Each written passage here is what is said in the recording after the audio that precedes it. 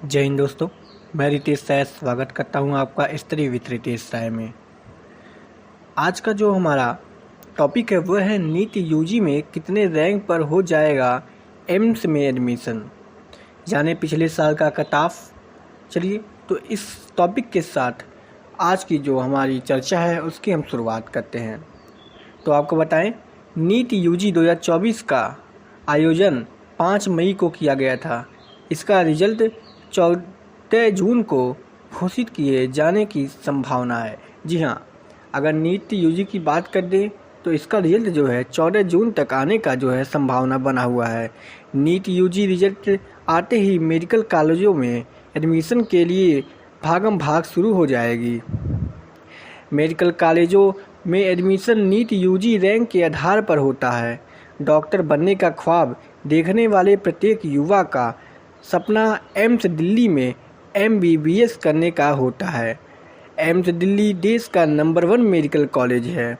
इसमें एडमिशन के लिए नीट यूजी में टॉप की रैंक होनी चाहिए, लेकिन यह रैंक कितनी होनी चाहिए इस पर हम लोग चर्चा करते हैं। एम्स दिल्ली में MBBS की एक सीट पक्की की जा सके, आइए जानते हैं आपकी रैंक कितनी होनी चाहिए। एम्स दिल्ली में भारतीयों के लिए MBBS सिर्फ 125, कितना 125, और विदेशियों के लिए केवल 7। इसलिए ठीक है, ये क्या है, रैंक है, ठीक है, इतना, यानी कि आपके लिए इतनी ही सीटें केवल उपस्थित है। ठीक है, तो आप लोग याद रखिएगा कि जो एम्स दिल्ली है उसमें भारतीयों के लिए MBBS के लिए केवल 125 सीटें हैं। कितना सीटें हैं? 125, और विदेशियों के लिए केवल 7 सीटें वहाँ पे उपस्थित हैं।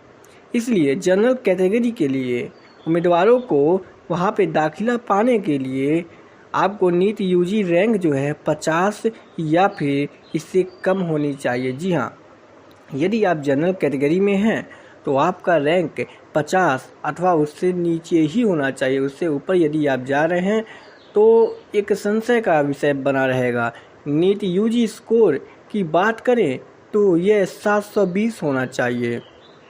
यह एम्स में काउंसलिंग के लिए क्वालिफाइंग कट ऑफ है। आइए बात कर लेते हैं हम लोग कि AIIMS Delhi NEET UG qualifying cut off जो है वह जो है हमारा कैटेगरी के अनुसार कौन कौन सा होने वाला, कितना कितना होने वाला है।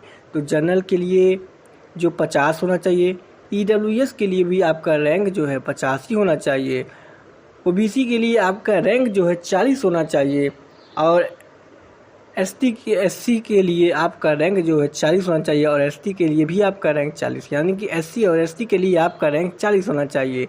दिव्यांग के लिए आपका रैंक जो है 45 के नीचे होना चाहिए। ठीक है, 45 या फिर 45 के नीचे होना चाहिए।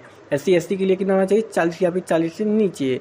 OBC के लिए क्या होना चाहिए? उसके लिए भी 40 या फिर 40 से नीचे, और जनरल या और EWS के लिए 50 या 50 के नीचे होना चाहिए। ठीक है, देखिए एम्स दिल्ली अगर NEET UG rank cut off 2023 की बात कर लेते हैं, पिछले गत वर्ष की बात कर लेते हैं, तो जनरल के लिए जो है 51वां रैंक गया था। ठीक है, 51 रैंक के नीचे वाले के बाद सबका एडमिशन हो गया था जनरल में।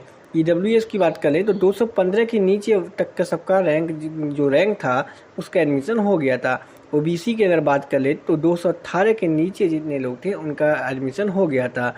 SC की अगर बात कर लेते हैं हम लोग तो 1198 कि रैंक के जितने लोग नीचे थे उनका एडमिशन हो गया था। यहीं पर अगर ST की बात कर ले तो 2239 रैंक के नीचे जितने लोग थे उनका एडमिशन हो गया था। और दिव्यांग की यदि बात करें तो 3746 के नीचे जितने लोग थे उनका एडमिशन यहाँ पे हो गया था। बाकी दिव्यांग के लिए 5% का रिजर्वेशन होता है। यहाँ पे याद रखिएगा। एम्स दिल्ली में अगर पूछ ले MBBS की जो फीस है तो फीस की अगर बात कर लेते हैं तो फीस आपका देखिए पर मंथली 1628 रुपये है, जबकि यदि हॉस्टल को भी आप लोग जोड़ लेंगे तो आपका जो फीस हो जाएगा वो 4228 रुपये हो जाएगा।